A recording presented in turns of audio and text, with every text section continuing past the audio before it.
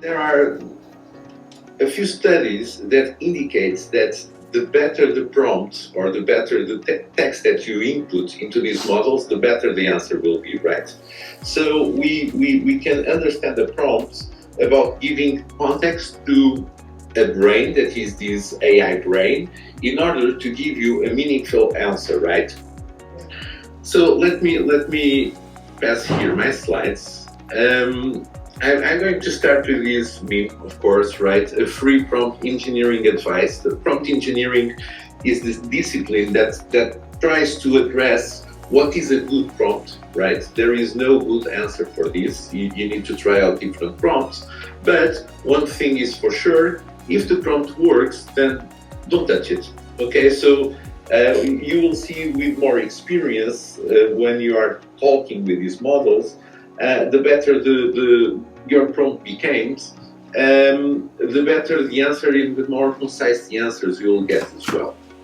So this is one of the tips that I want to give you, is that, okay, after you get the right prompt for your organization, for the use case that you are trying to achieve, being writing a social post, being writing a strategy for your fundraising, or even replying to some grants, just use that prompt because it will work most of the times, right? So let me just try to decompose here what we call an effective prompt. So there are a few steps that we might want to use in order to craft a good prompt. So what is a good prompt? The first step will be, okay, give the model a context, right? It's more than a context, it's giving them a personality.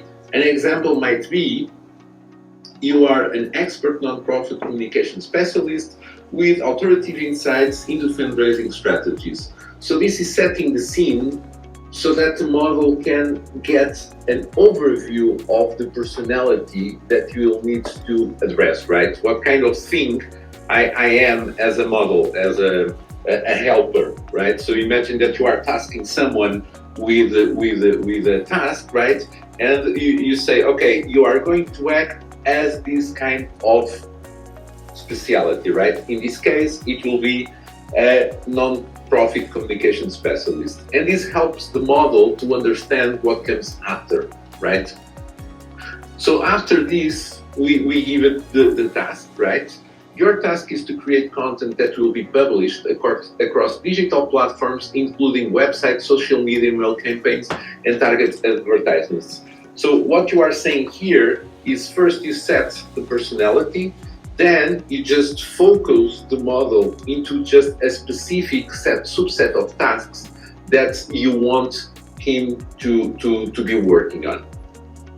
Then we can give clear instructions, right? The better the instructions will give, the better the model will be. I usually say, imagine that you have a junior assistant, and these models, the more you narrow the tasks and the more specific you are with the way that you prompt the models, the best. Of course, these models are getting better.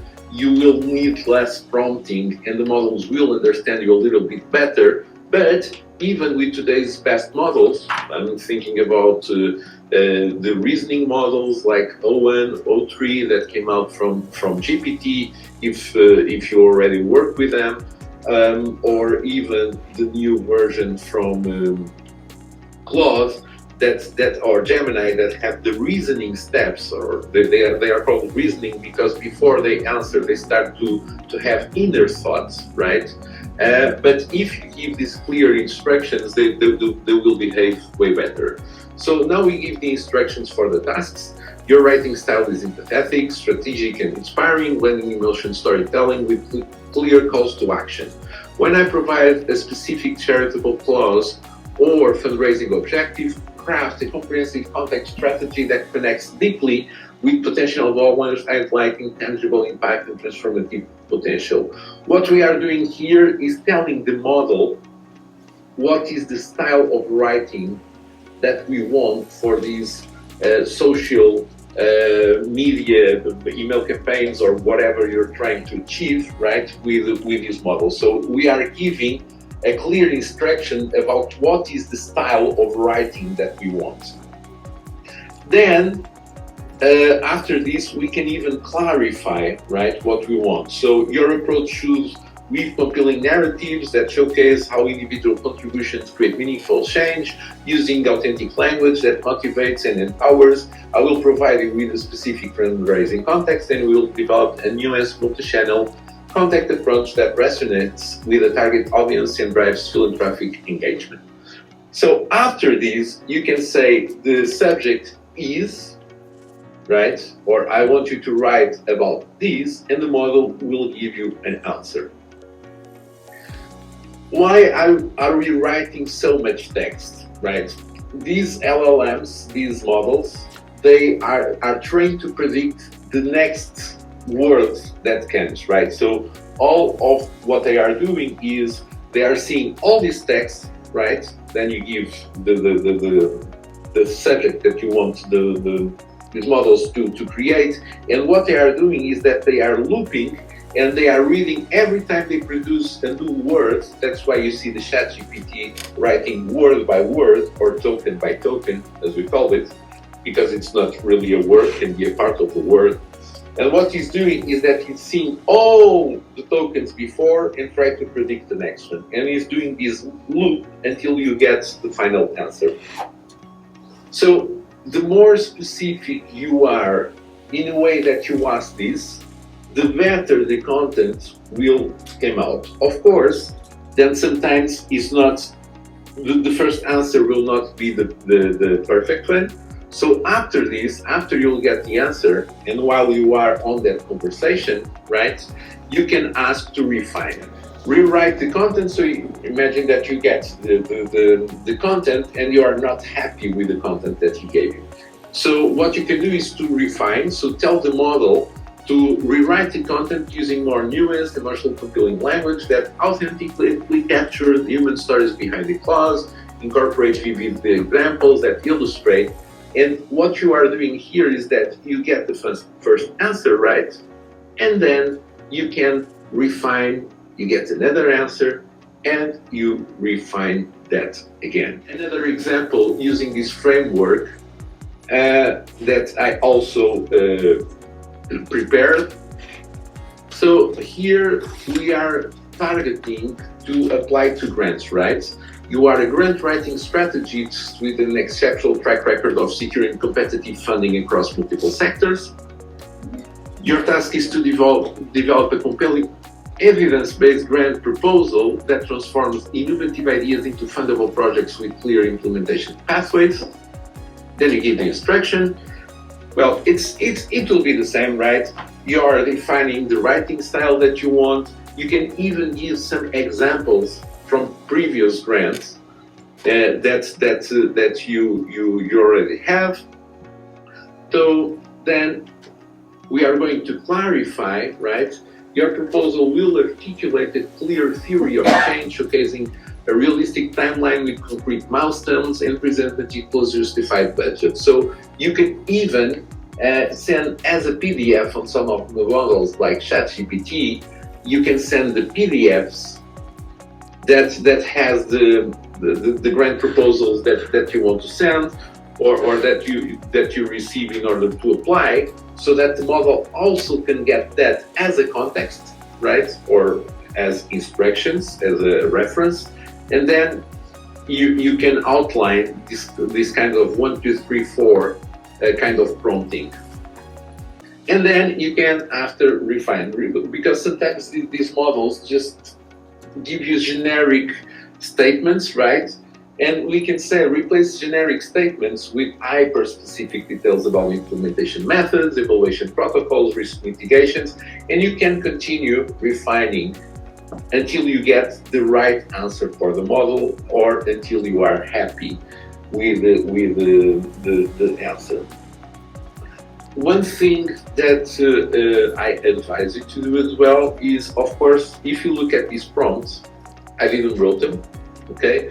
What we are doing right now in terms of prompt engineering, there is a model that is really good at this clause, is that we are using clause to write the prompt for other models. So you can use the model to help you to craft a better prompt, right? Because it's too verbose. And you can use Claude is one of the examples. You can also use ChatGPT to prompt itself, but it's better to use Claude because Claude has been trained in generating prompts. So lots of people in the AI field are using Claude to craft the first prompt, right?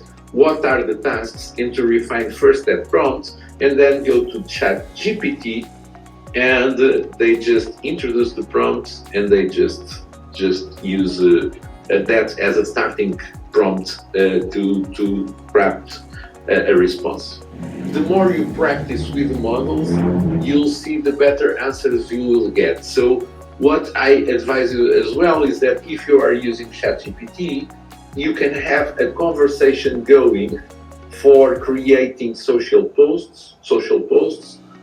Another conversation is just for crafting responses for grant proposals, right? And you try to divide that as your own assistance. Why? Because the model can look into the previous responses that you gave and your inputs as well, and will start to output the responses in an easier way for you, right? Because you don't have to start over again. Bear in mind that these models have what is called a context length, that is the maximum amount of information that they can read. And sometimes on ChatGPT, what you'll get is that the model will forget the first conversations that you give. If that happens, just pick the things that you want for him to remember, paste it again on that conversation, and start from there. What I've been experiencing right now is that lots of people use generative AI to write emails. So they get expanded. I would call it this as expanding information, right? Because you want to describe the best out of your ideas. So you go into ChatGPT or a tool like that, and then you just write, and you achieve these really nice text that you think, okay, this is the right one that I want to send. But then people that are receiving that are using AI to summarize. They go, okay, just to summarize these big email that I received, right? And just extract the key content. What happens when you say that is that you are not tasking the AI with a specific task about what you want to summarize, right? So it just will grasp a little bit, right? My recommendation when you're trying to write emails in order to avoid that kind of summary is that the more concise your email gets, right, if it's not too long, then the AI will not have really too much space to condense the information or to miss out information. So if you are trying to avoid this kind of summarizations with AI, try to keep the information on emails that you write the minimum as possible.